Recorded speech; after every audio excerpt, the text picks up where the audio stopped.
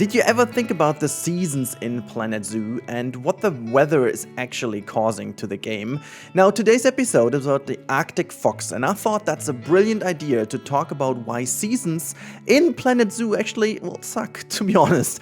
But more about that in today's episode. So let's talk about this while we are watching me build this actually pretty damn cool Arctic fox habitat, and that's not only because of the temperature. There's a little trick at the beginning of the video that is gonna be a little segue into my mega tutorial. So if you haven't seen my 3.5 hours tutorial yet, you may not know this trick, but this, what you've seen on screen right now, if you didn't catch that, make sure to skip back. There is a little trick how you can create a connection between a raised and a lower area without free build or anything. Free build is not even activated for this build. And you can create a perfect ramp between those two by using the flatten to ground option. I found that out during the tutorial, the mega tutorial. And this is pretty awesome. So you can just easily connect two areas that are different in height and then just use the flatten to ground. And all of a sudden, all the restraints that the game usually has are gone. And so you can create some wonderful inclines. Now, but I labeled this episode why the seasons in this game are actually pretty bad. Now, I do love them visually, but this is where the story ends, okay? Now, this habitat over here is for an animal that suits the story pretty well. And if you know this wonderful Hirscheck, you know that every episode we are talking about a different story about our animals. But we don't have a story for the Arctic fox yet, because you guys haven't come up with one, which is awesome, because now you have the chance to. And also I didn't ask you for that, because you didn't know that we will pick the Arctic fox eventually. So if you want to come up with a story, do that. But now let's get back to why the Arctic fox is a brilliant example. The Arctic fox is an animal that is usually very white in the winter, but different colored in the summer. Now, the cool bit about this is that this is a direct effect of seasons, you know? And I always thought about this the way that I felt like this game has such a unique visualization of the seasons, but yet they have not a single effect other than temperature. And to be honest, the temperature doesn't even cause too much trouble, apart from just at the beginning needing to put down a heater or a cooler. That's about it. It's nonsense, you know, it doesn't really change a thing. Just imagine, I mean, we do have all the different color morphs and special morphs in here for the Arctic fox, even with like the summer fur, but it's like you need to have different animals for them. It's not like that they change fur according to seasons, because the game doesn't feature actual seasons. The game features weather, and that's a huge difference. I think people, and including me at the beginning, actually thought about having seasons. Now, I could go on and talk about the trees and foliage and all that things, how they could matter if you have like a proper season. But I feel like that's not even the most important part. I think the most important part at least would be to go into the different behaviors of animals during different seasons, you know, breeding season and all these kind of things would actually change the way you play the game. And I think this would be very, very beautiful if this is something we could see in the future game. I don't really see that as a patch for Planet Zoo as a game. I don't think this is possible, because it would effectively change the core data of the game. It would change the core, how the game runs and how it's set up to. But the more I play the game and the more I experiment with weather, and I will have another hint at the end of the video, but this is just another little hint here. I will have some very cool videos planned for you very soon, guys. So keep your eyes on the channel, and if you haven't subbed to the channel yet, it's the best moment to do so. Oh god, I had so much fun in the last month planning new content, different content, Rudy type of content, and something about season is also included there.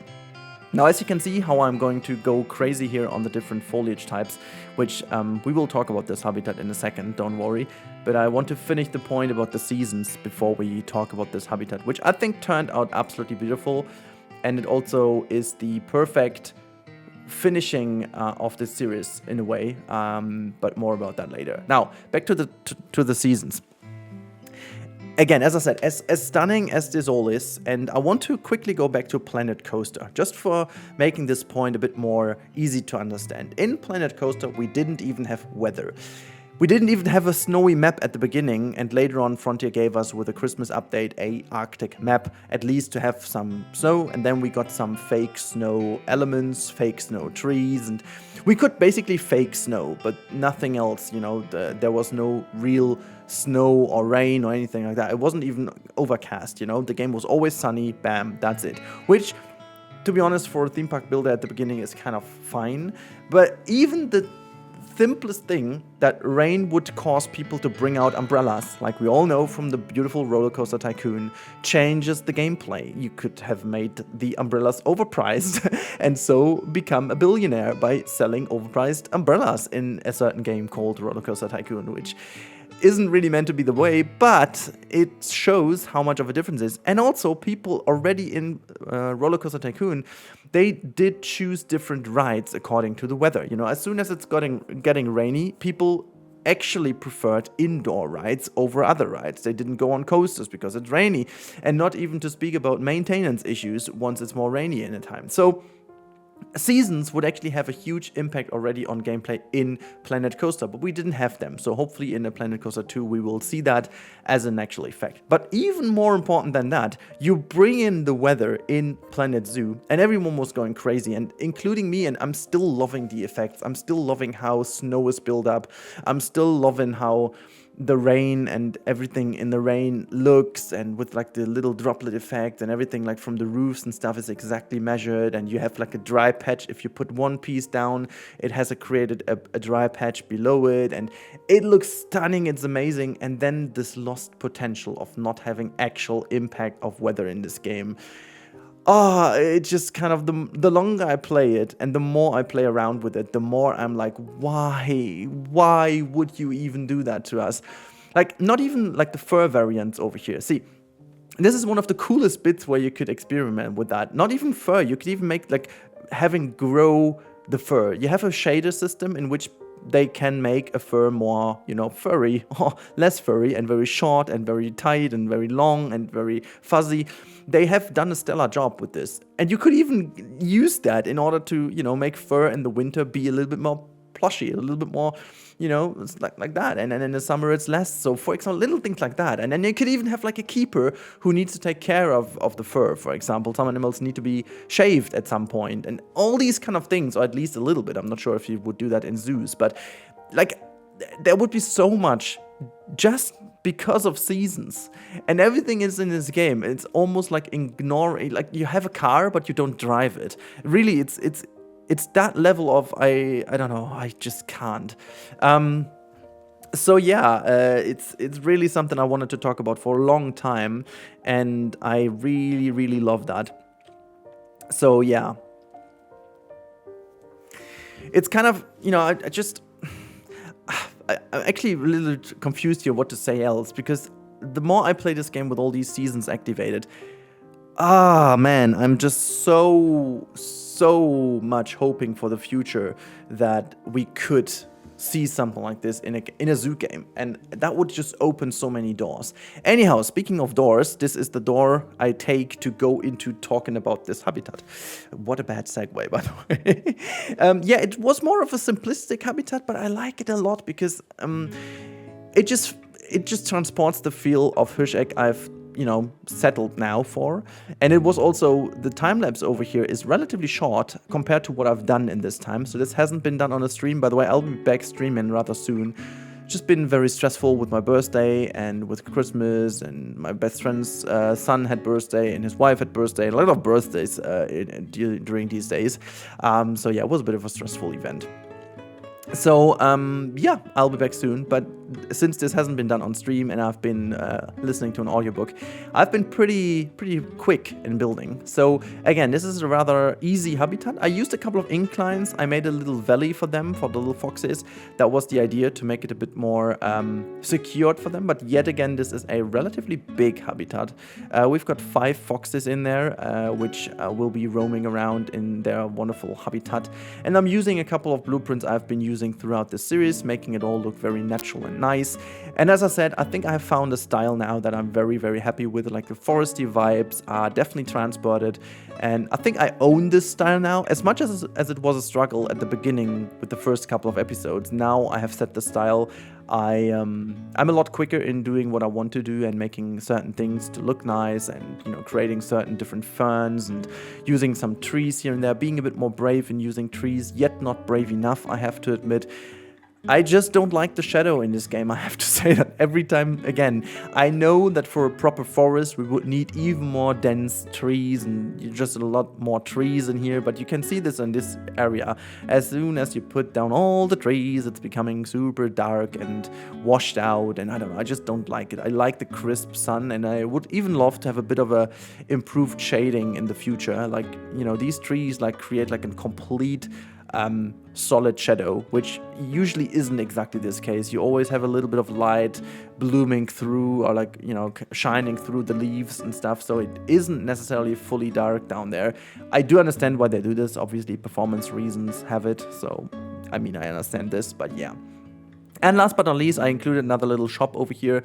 Even though this is a temporary one, we have too many already installed. So we've got 2 proper food areas, including another visitor center and some other sheds here and there. We need to remember this is a forest reserve and it's not a proper theme park or a zoo. So this is just a temporary little shelter in which they sell some easy stuff, It's not meant to be, it's burgers, but they could easily bring them here. I don't know, cold burgers, I don't know.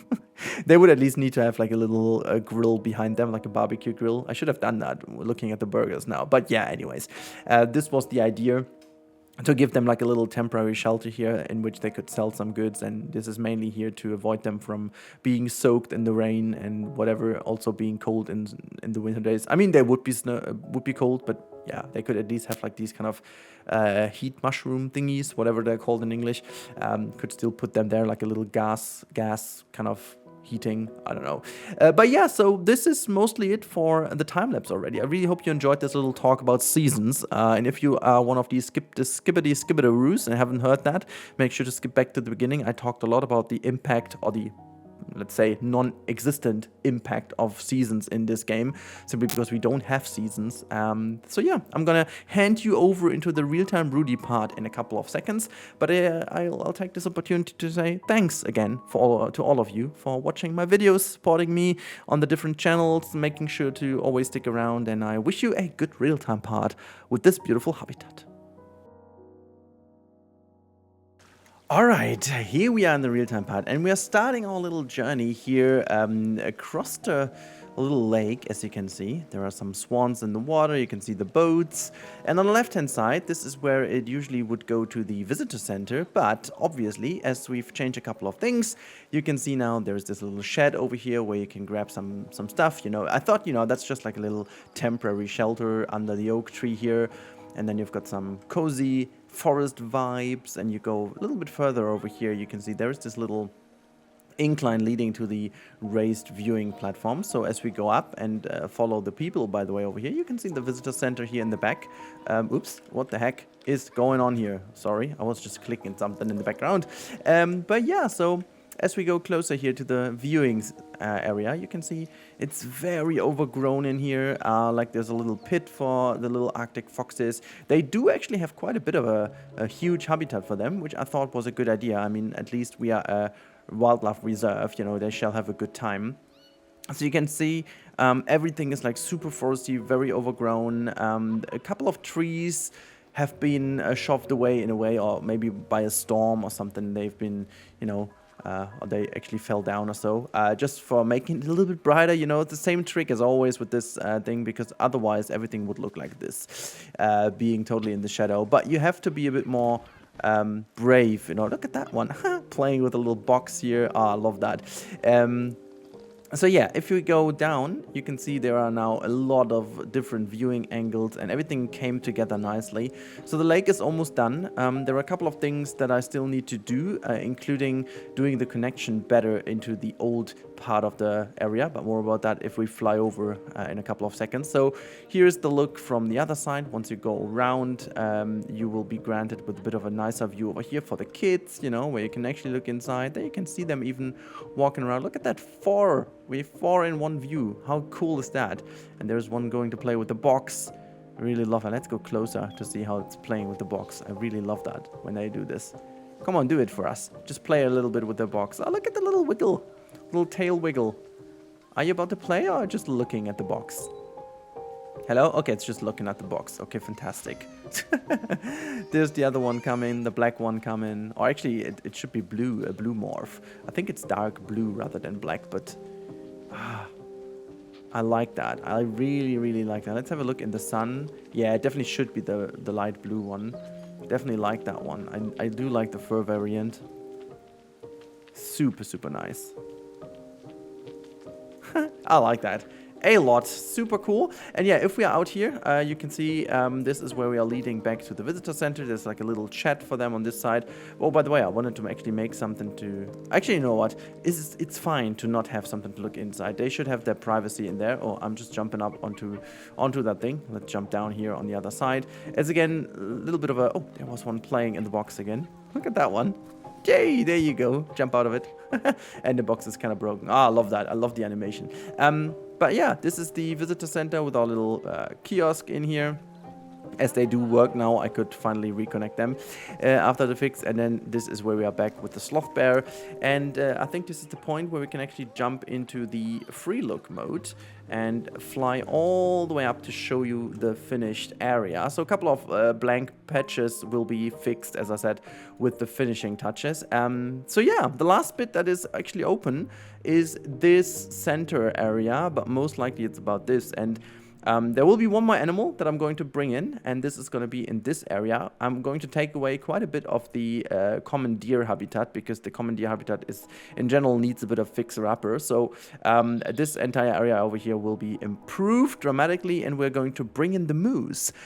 Some of you have actually talked about this, and as already said, we definitely need a story for the moose, but also for the Arctic fox. We don't really have a story for the Arctic fox. So this is why we would it would be lovely if you can give me a story for them. Oh my god, look at the habitat. It looks like shape of a heart. Oh, how cool is that? Look at this. I didn't even make this intentionally, but that looks like a good heart. Yeah, so that's that for today's episode. I really hope you guys enjoyed that. I really did enjoy building in Hirscheck quite a lot, but I can tell you that with the next episode, fixing these things, I'm gonna call it a day for now. This is gonna be not a goodbye, but at least a little break to Hirscheck. Who knows if there can be...